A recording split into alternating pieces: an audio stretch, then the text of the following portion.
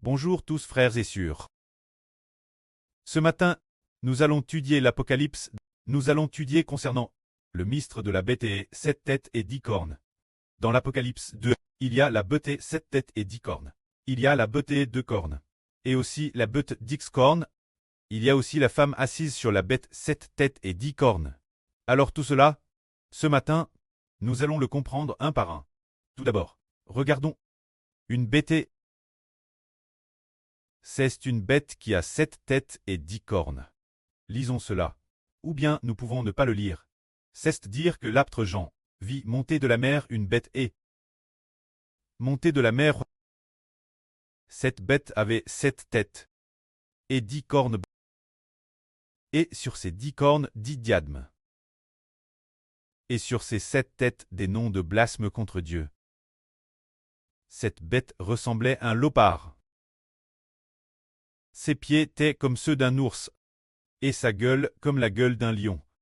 Le grand dragon lui donna sa puissance, son trône et une grande autorité. Cette bête est... Alors, qu'est-ce que cette bête?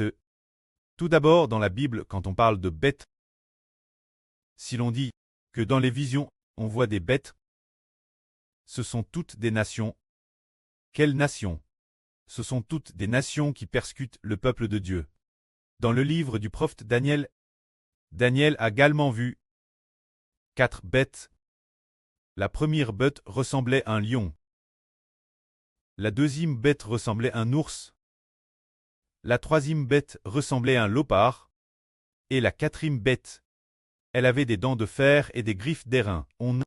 Elle était extrêmement terrible, dévorant et brisant. Alors les 4 bêtes que Daniel a vues, et la bête 7 têtes et 10 cornes de l'Apocalypse, c'est la même chose, seulement. Daniel a vu 4 bêtes. Mais dans l'Apocalypse, il parle de 7 bêtes. Les 7 têtes sont 7 puissances politiques. Seulement, différentes époques attaquant le peuple de Dieu. 7 puissances politiques persécutant le peuple de Dieu. Seulement, pour Daniel, il y avait encore 3 puissances qu'il n'a pas vues. Regardons donc. Tout d'abord cette bête. Elle ressemble à un léopard. Dans le livre du prophète Daniel, il y a une bête qui ressemble en effet à un léopard. La bête qui ressemble à un léopard, c'est l'Empire grec. Celui qui a persécuté le peuple de Dieu est l'Empire grec. Et les pieds ressemblant à un ours. Le prophète Daniel a également vu une bête montée de la mer. Elle ressemblait à un ours, tenant des CTE dans sa gueule. Ainsi, l'ours ici. C'est l'Empire perse, et cette bête, sa gueule ressemble à un lion. Cela fait référence au lion. C'est l'Empire babylonien. De cette façon, cette bête 7 têtes et 10 cornes, d'après son apparence, elle ressemble à un léopard, un ours et un lion. On peut donc savoir que parmi les têtes de la bête 7 têtes et 10 cornes, les 7 têtes comprennent le léopard qui est la Grèce, l'ours qui est la M de Perse, le lion qui est Babylone. C'est la bête 7 têtes et 10 cornes.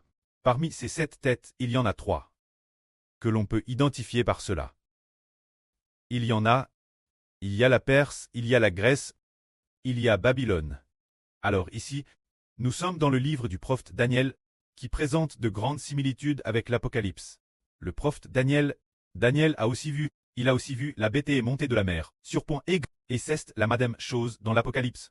Alors pourquoi le précleste a-t-il montré la bête l'apôtre Jean?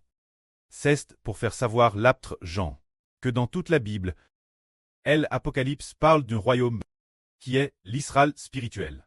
Mais au début, c'était l'Israël de l'Ancien Testament. Et la fin, dans le Nouveau Testament, cela devient l'Israël spirituel.